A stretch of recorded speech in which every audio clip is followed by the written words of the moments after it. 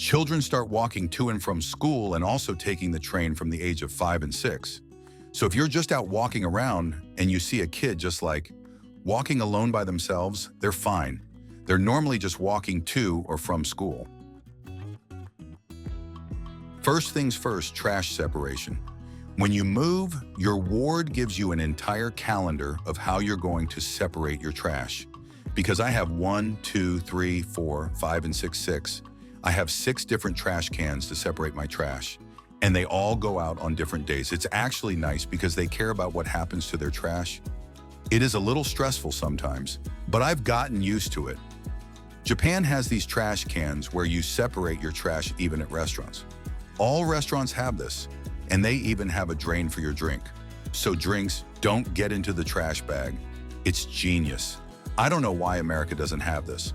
And now when I go back to America and I just throw everything in one trash can, I feel like the most wasteful human being in the world. Everyone still wears masks in Japan everywhere. Yes, even when walking outside, even when just walking in your neighborhood, 99% of the time, they will be wearing a mask. It hasn't even been required for over like a year now. But it's so ingrained in the culture at this point that people refuse to take them off in fear of judgment. But obviously, it's also just a concern for other people. And Japan is known to be a culture where people are very considerate of thy neighbor. Every single phone in Japan has the shutter sound when you take a picture, even if you take the picture on Snapchat or any app, and you cannot disable it. This is required by the government because they wanted to stop men from taking photos of girls without them knowing. So if you buy a phone in Japan, it has the shutter sound and you can't turn it off. So if you go to a place like a museum or something, you'll just constantly hear the shutter sound. What a lot of people do to get around this is when they travel to another country, they'll use that time to buy an iPhone or just any phone and bring it back to Japan. Like when I had to get a new iPhone, I bought it in America and had it shipped to Japan because I was not going to deal with that shutter sound. Most train stations have a theme song. Like I'm in Takadanobaba area a lot and they play the Astro Boy theme song because Takadanobaba is Astro Boy's birthplace. You see these all the time in Japan. When I first saw this, I was like, what is going on? But schools will take kids in these carts or just on a stroll around the neighborhood. If the train is ever delayed in Japan, you get what's called a Densha Chen Shumeisho, which is a certificate of lateness that the staff comes out with a basket of them. The transportation is so good though, that this like rarely ever happens. But if you're late to work or school, you have to have the certificate to prove it. I lived in New York for 3 years and we did not have that. If you were late, it was good luck. If you go to the movies in Japan and the movie ends, Japanese people just sit through the entire credits in silence. I feel like some people do this in America. But I think for the most part, people just get up and leave. But you just have to sit and wait through the credits because you'll just have to move through everyone that's sitting and waiting. If you're a foreigner and like conventionally attractive, it's very common to get scouted to be a hair model, especially if you're in places like Shibuya, Harajuku, or Omotesando. But hairstylists will just run up to you and ask if they can cut your hair for free because they want like models for their portfolio. And it's actually really, really common. People in Japan will literally sleep anywhere. This is because the work culture in Japan is so bad. Some people work from 9 a.m. all the way to 10 p.m. So it's extremely common to see people sleeping on the train. Sometimes they'll even fall asleep on your shoulder and they somehow just magically wake up at their stop. Every single restaurant you go to, they will always give you what's called oshibori, which is just like a wet towel. Even like Starbucks gives you one, and they're so nice because sometimes a dry napkin isn't going to do it. It does waste more plastic, but honestly, I really love these towels.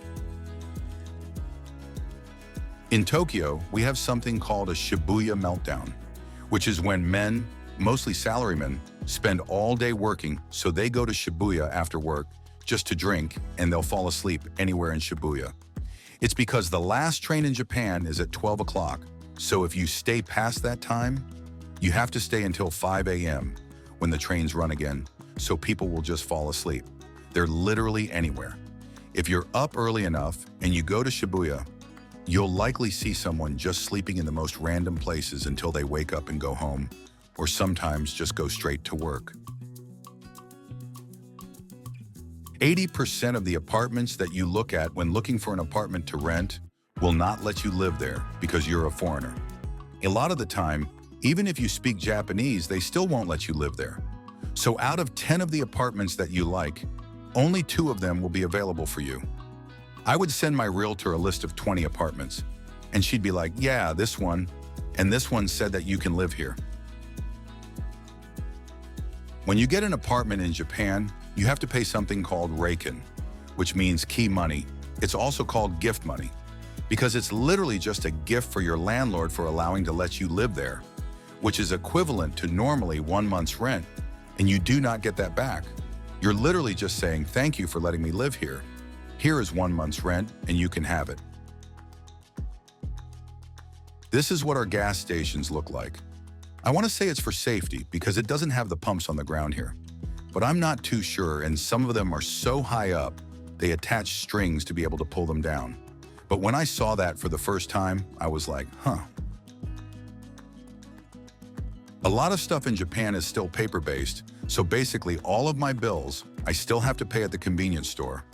Like I get it in the mail, and I have to take it to the convenience store to pay it, and it has to be in cash. I think some places allow you to switch your bills to online now, but it's all in Japanese and kind of difficult to navigate. Everyone in Japan has reusable towels at all times. It can be used for multiple reasons, but a lot of the time, it's just used to dry your hands off after washing them. And yeah, we have the hand dryer things in bathrooms, but I swear every single one in Japan has been out of service since the beginning of the pandemic. They're not reopening those. It's tradition in Japan to get KFC on Christmas. I'm not joking. And they literally line up. December 25th is a whole different process for KFC in Japan. The reason they do this is because Americans eat turkey on Thanksgiving, but you can't get turkey in Japan. So they associate Americans with chicken, so it's been a tradition since I think the 80s to get chicken from specifically KFC on Christmas. We do not have dryers in Japan unless you're rich. Even when you're rich, it's like a combination washer and dryer, and it's really not that good. And also, a lot of people's washers are on the balcony outside, like mine's out here, and I have to hang all my clothes up and put them on this thing as well. And when it's cold outside, it sucks because drying your clothes takes so much longer than in the summer. And also, the pipe to your washer can freeze. Just like getting an apartment, adopting a pet in Japan is also literally impossible. Even shelters where there are animals won't let you adopt. I got lucky because I found someone personally who was willing to rehome my cat that day. But yeah, if you're going to a shelter or something, good luck because they're not going to let you adopt. Tally marks are different here. Like in America, we write them 1, 2, 3, 4, 5. They don't do that here. And I don't know why I never knew that. No, because literally, what is this? They write it like ichi ni san shi go and just keep adding it. I don't know why I simply did not know that other parts of the world did tallies differently. People in Japan do not wash their hands in the bathroom, and hear me out before you attack me.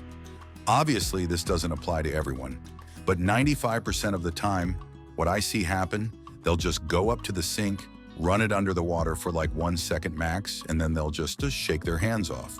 Or they'll use reusable towels.